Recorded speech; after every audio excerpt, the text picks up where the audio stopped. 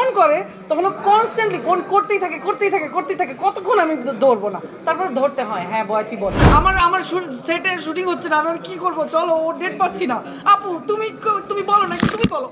Emotional লাগছে, একটু emotional feeling, একটু আগেও বলেছি, খুবই ভালো লাগছে। একটা সিনেমা রিলিজ হওয়া, একটা সন্তান প্রসবের মতো, প্রসব করার পরে বাচ্চার চেহারা দেখার মতো ফিল। আমার ডিরেক্টরের চোখে পানি চলে আসছে। জার্নিটা খুব বেশি সহজ ছিল না, একটু আগেও বলছিলাম, বেশ কঠিন জার্নি।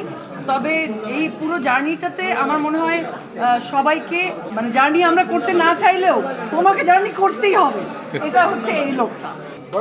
বয়াতি বলো, হ্যাঁ বয়াতি বলো।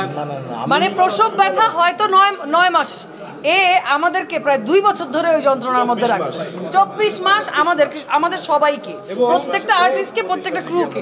ওর নাম হচ্ছে বয়াতি, ওর আসলে গান গাওয়ার কথা, সিনেমা বানাবে। এবং নুরতাজে অর্ডার করে জিতে নিন গাড়ি, বাইক, আইফোন সহ কোটি টাকার পুরস্কার। অর্ডার করতে ভিজিট করুন nurtaj.com। বয়াতিটা শুধু টাইটেল না, ও আসলেই গানের মানুষ, ওর ফ্যামিলিও গানের মানুষ। বাবা একজন বয়াতি, ওর বাবা একজন বয়াতি, হ্যাঁ গান গায়, গানের মানুষ।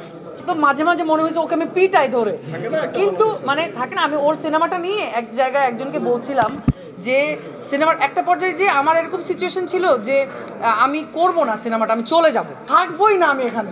হ্যাঁ, কিন্তু কেন জানি না থেকে গেলাম। এভরি টাইম আমার রাগ হয়েছে, মেজাজ খারাপ হয়েছে, বিরক্ত হয়েছি, কেন জানি আবার। এবং ও তো থামে না, ও যখন ফোন করে তখন কনস্ট্যান্টলি ফোন করতেই থাকে কতক্ষণ আমি ধরবো না, তারপর ধরতে হয়। হ্যাঁ বয়াতি বলে আপু এইটা।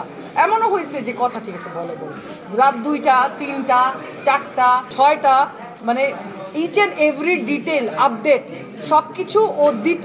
মানে এটা ওর দরকার ছিল না, আমি ওর আর্টিস্ট, আমি অ্যাক্টিং করছি, তারপর যে ডাবিং করছি, সিনেমা টেকনিক্যাল সব যাবতীয় ইস্যুস শেষ, সব কিছু আপডেটের আমাকে জানানোর ওর কোনো প্রয়োজন নাই। কিন্তু ও প্রত্যেকটা আপডেট আমাকে জানিয়ে এই ছবির সাথে আমাকে ইমোশনালি এক ধরনের কানেক্টেড করে ফেলছে। এবং এটা শুধু ও আমার সাথে না, ও সবার সাথেই করছে, যে রনক ভাই না পেরোকে ব্লক করে খুব এক্সপ্রেস করলে খুব বাজেভাবে এক্সপ্রেস করে, আমাকে বলছে প্রকৃতি তোমার বিচার করবে, আমার সেটের শুটিং হচ্ছে না, আমি কি করবো, চলো ও ডেট পাচ্ছি না, আপু তুমি বলো না, তুমি বলো, আপু একটু তুমি বলো, তুমি বললেই হবে। মানে ও তো রিয়াক্ট তো করতে পারে না, কিন্তু ও যখন করে ও সামটাইমস উইয়ার্ড ভাবে রিয়াক্ট করে। কিন্তু ওর এই রিয়াকশনগুলোর জন্যই আমার কাছে মনে হয় আজকে সিনেমাটা শেষ করে রিলিজ হচ্ছে। আমার কাছে পরের সিনেমায় যদি মনে না থাকে তখন বুঝাবো স্বপ্নের মানুষ যে বললো, তা দেখুন। এবং ও ভালো সিনেমা বানাবে, এটা আমি, ও সিনেমা বানালে সেই সিনেমা কখনোই অন্ধকারে পড়ে থাকবে না, ও সিনেমা বানালেই সেই সিনেমা আলোর মুখ দেখবে, এটা আমি মানে একদম শিওরিটি দিয়ে বলতে পারি, এনশিওর করতে পারি। ফিল্ম মেকারদের এরকম নাছোড়বান্দা হওয়া উচিত।